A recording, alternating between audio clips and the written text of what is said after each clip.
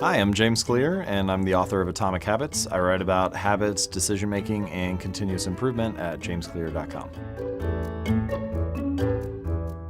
A habit is a behavior that's been repeated enough times to be done more or less automatically. So it's kind of like this cognitive script that your brain can rely on whenever the situation is relevant. And this is really the role that habits play. They allow you to develop and automate solutions to the recurring problems that you face so that you can allocate your attention and energy to other problems, to what's on your to-do list for the day, or what you should say at the meeting in the morning, and so on.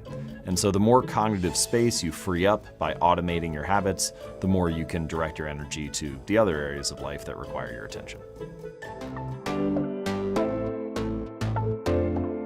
So I don't think that goals are useless. They serve an important purpose, but I do think that we overvalue goals. And what I mean by that is, often we think about the outcomes that we want, how much money we want to earn, or how much weight we want to lose, how long we want to meditate each day, whatever it happens to be.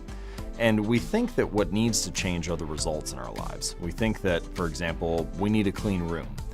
But if you get motivated and you clean a room for, an hour or two, you'll have a clean room for now.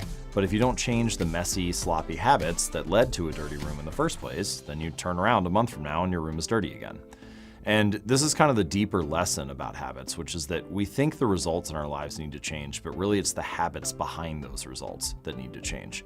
Most of your outcomes in life are just a lagging measure of your habits. So your weight is a lagging measure of your eating habits. Your net worth is a lagging measure of your financial habits. The cleanliness of your room or the clutter that is there is a lagging measure of your cleaning habits. And so in a sense, you get what you repeat. And if you want to change your outcomes, you don't need to change your goals, you need to change your systems.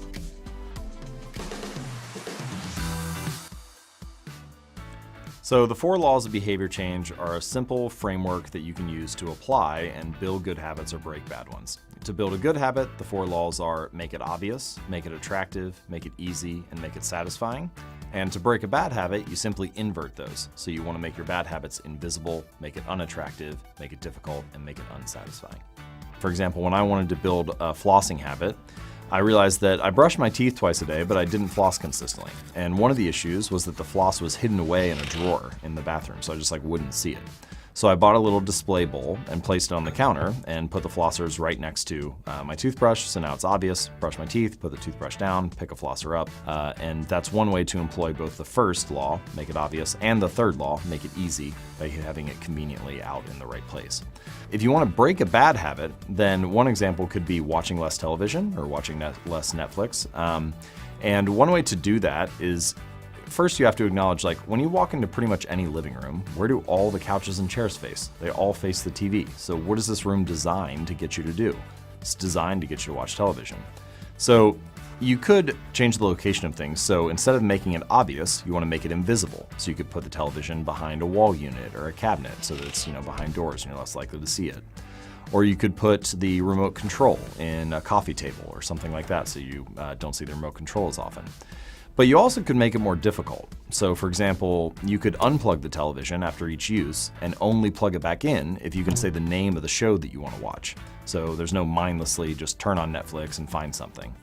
Or if you wanted to take the batteries out of the remote control, that would add a little bit more friction. So it takes an extra 5 or 10 seconds each time to turn it on, and you may have to say, all right, do I really want to watch this, or am I just doing this out of habit? One of the key ideas in the book is that a habit must be established before it can be improved. And what I mean by that is you should scale your habits down to something you can do in just the first 2 minutes. So for example, do yoga 4 days a week becomes take out your yoga mat, or read 30 books a year becomes read 1 page. And by scaling it down to something you can do in just 2 minutes, you can focus on mastering the art of showing up and establishing your habits. And once you do that, once you become the type of person who takes out their yoga mat 4 days a week or reads 1 page every night, you allow yourself the option to improve and optimize from there. But so often we're focused on finding the perfect diet plan or the perfect plan for change, the ideal business idea. And we're so focused on optimizing for the finish line that we never figure out how to optimize for the starting line. And that's often the place that I would recommend you start if you're looking to build a good habit. Scale it down to just the first 2 minutes, master the art of showing up, and then you have options.